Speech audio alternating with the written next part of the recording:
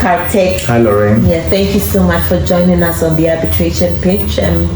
It's interesting to always have people from diverse backgrounds, and we can't wait to hear what you have to share with us. Of course, and thank you for having me, and welcome to our new office. Awesome, thank you so much. So tell me, Kartik, what do you do in international arbitration and how did you get here?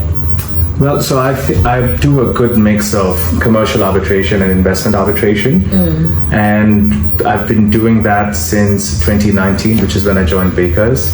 Okay. But I joined Baker's Singapore office first, and I was there till 2022, when I got an opportunity to do a secondment with the London office for a year, after which I decided to stay here and continue with the arbitration practice in the London office. Interesting. So was it always the goal to come here, or it just happened? Not necessarily, because I think I've been fortunate enough that even Singapore, it's a huge arbitration hub, so you're getting the most cutting edge work there as well.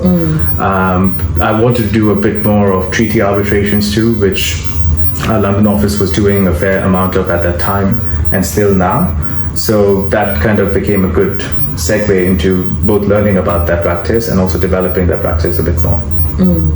And how would you compare your work in Singapore to your work here in London? I mean, culturally. Culturally, I think maybe I won't speak for the two countries generally, but I can speak about your experience. Yeah, but especially for the Baker's offices in the two places. I think culture is really good. It's very inclusive. It's very welcoming. It takes people as they are. Both offices are very empowering about where is it that you see your career going, and they will give you the support for it, and also speak to you about where it can go should you be interested. So I think culture has been really good. A lot of autonomy in both offices. So you do everything from drafting to more advanced things if you want to. For example, you can also do some of your own advocacy and arbitration in the right type of matter. So they're very encouraging for people to grow into their next challenge and the next role, and I think that speaks volumes about the firm and the two offices at least, and I'm sure that's the case across all the offices. Yeah, I believe so too. And tell me a little bit about your first advocacy in international arbitration. How did it go? Were you nervous? Did it come as a surprise, or you were very prepared? Prepared, but very nervous. Okay. Yeah, so that was for a factual witness, but a very small portion of the the issue that I had to deal with. So it was very prepared, and it was a simple issue. So the documents were only leading one way. So it was just a few questions you asked on the particular issue.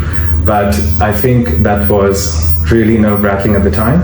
But that made me really excited to continue doing this. Yeah. So since then I've done a few more I have had a few more advocacy opportunities, and some of them have been more difficult than the others. And yeah, it's all a big, long, growing experience, and you learn and you try it again.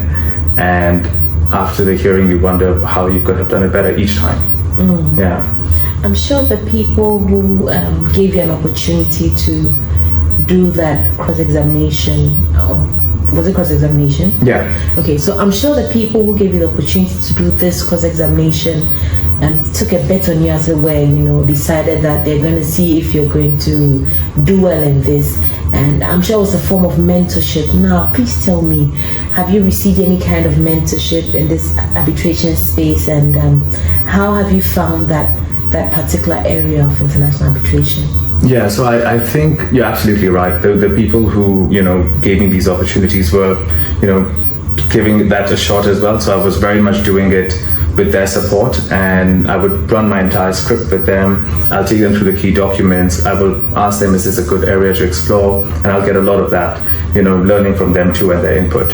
So I have been a massive beneficiary of all kinds of mentorship, right from university to practice. And I would say the partners I work with in this office and the Singapore office, they are very supportive of whatever ambition I might have, whatever I want to try next, and they make the room for it, and they find the opportunity for it at the right time.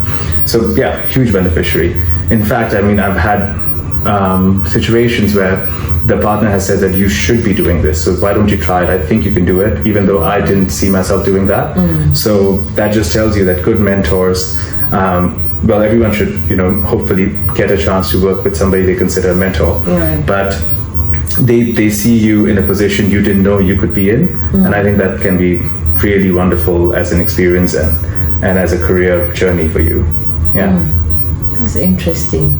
That's really interesting. And I think good mentors also point you to conferences you should attend, and how do you get to pick out which conferences you attend? Because in international arbitration, there are so many conferences all over the world, and they're happening almost simultaneously. So sometimes they are conflicted. Should I attend this one? Should I not?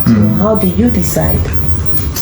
I think I try to do a mix of, conferences where first it relates to my practice area. So recently I did one which was a specifically ISDS focused conference. That was very good. You get to see some cutting edge issues that you either have had some interaction with in the past in some form on that particular issue that's being discussed, or you come across issues that you haven't yet dealt with, and it gives you that perspective of how different firms and different lawyers are addressing issues like this. So I think so the partners might tell me that you should consider doing this conference. It looks interesting because it's my practice area, but also it's about having a good mix of conferences that deal with legal issues, so you are aware of what are the current trends, what's happening, but also conferences which allow you to meet people who are very different from you and might not be doing arbitration, might be doing other things, but you get to have that network then.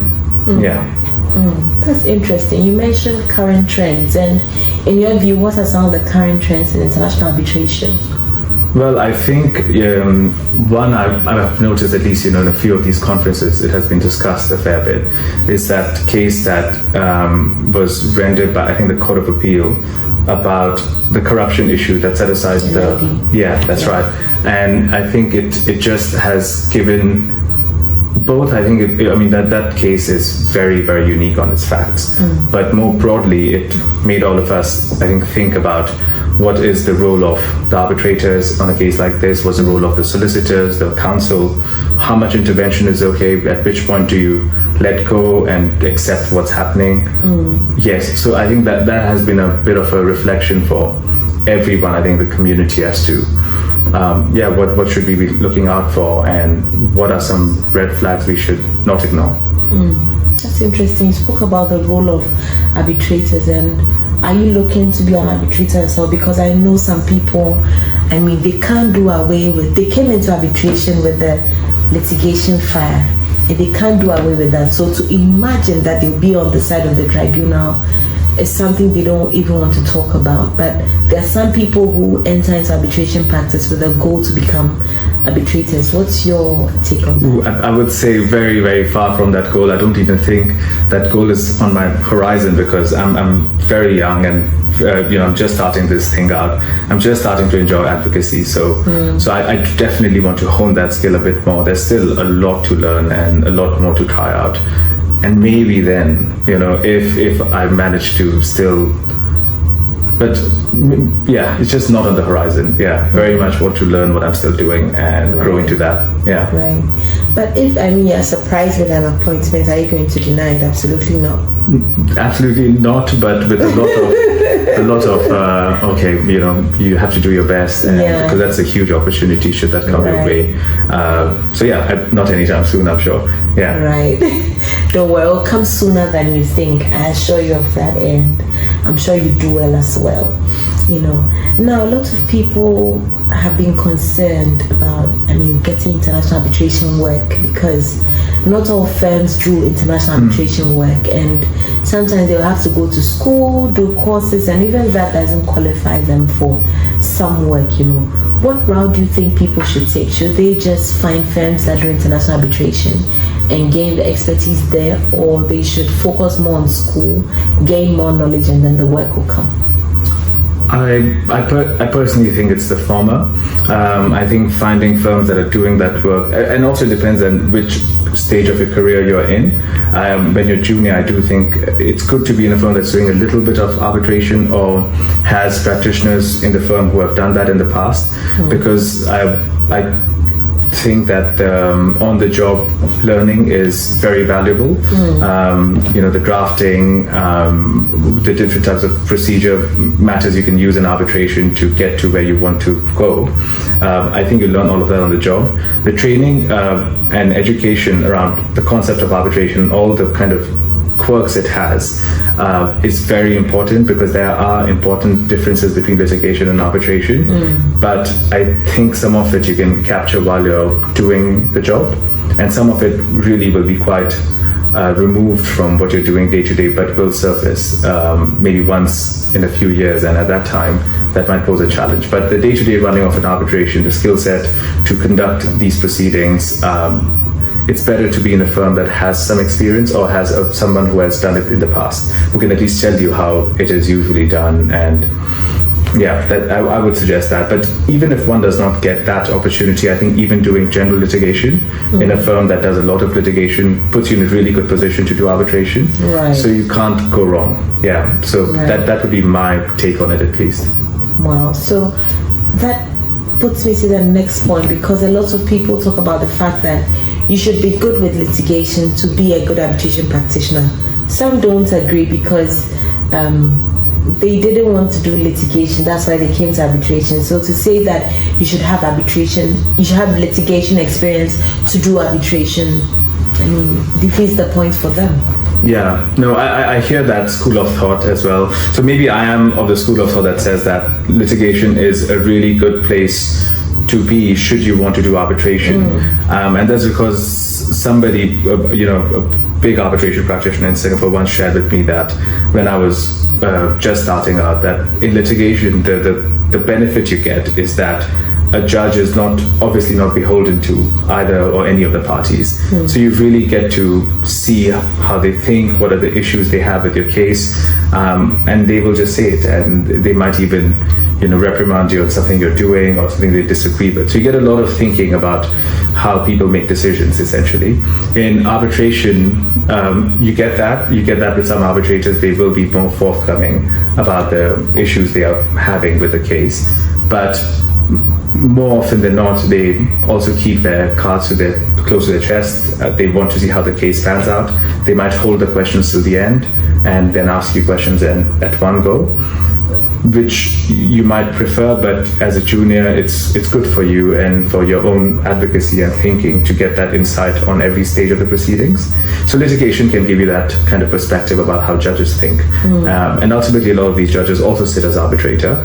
So it's good to have that kind of insight into how they will lean on a particular issue, lean on drafting styles, lean on correspondence, how aggressively should you be writing to the other side, because a judge will, tell you off if it's not up to a standard they agree with, and you can bring that practice into arbitration. Right. That's interesting. That's really interesting. And you mentioned that there was a senior arbitration practitioner in Singapore who gave you that advice. Now, have you come across other arbitration practitioners who have mentored you, who have given you advice that has helped you to, grow your career in international arbitration? Yes, very much so. I have had several mentors in the Singapore office of Bakers. I have mentors here in the London office who are always kind of keeping my best interest in mind, having that dialogue with me about what is it that I want to do, what are my next steps, and giving me guidance on that. I've also had mentors outside Bakers, which they were just very keen and open to, helping juniors, get their questions answered, which sometimes we didn't get a chance to ask other people. So huge beneficiary of that. Yeah. That's amazing. And I think today you get an opportunity to, mentor some people from afar by giving us 3 things that you think young arbitration practitioners should do to grow their practice. If you were speaking to your younger self who was now climbing the ladder, what do you tell him?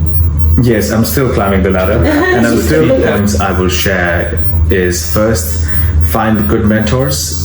You would be surprised with how many people are open to mentoring. They have been, it's just passing it on. They have benefited from it, so they want to do that. I will do that for anybody that asks me, and I have been doing that for people back in my university, and anybody else who reaches out to me, even in London. So, of course, if you have questions for me, please do email me. I'll be more than happy to talk, answer them, talk about general career trajectories. Second would be open to all types of work.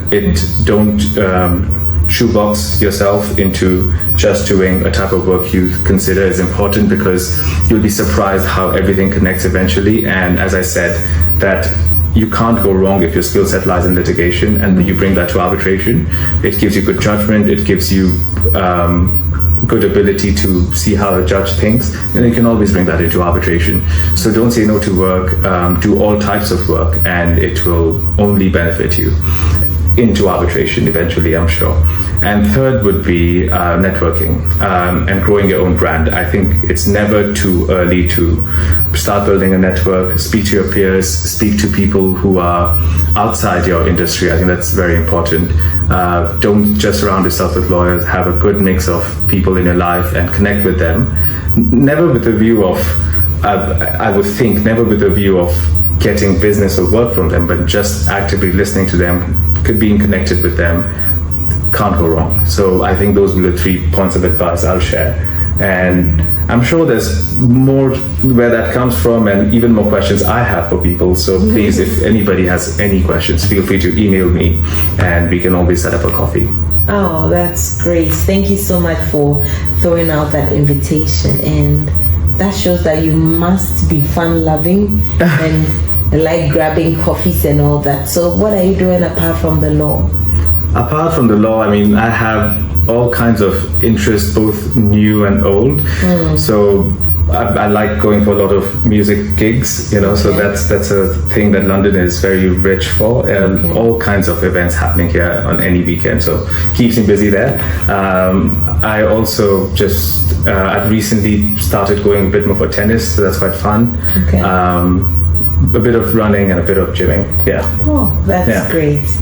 That's great. Thank you so much for joining us, and we look forward to seeing your growth in this space, and thank you. Thank you, Lauraine, and stay in touch. Yes, I will.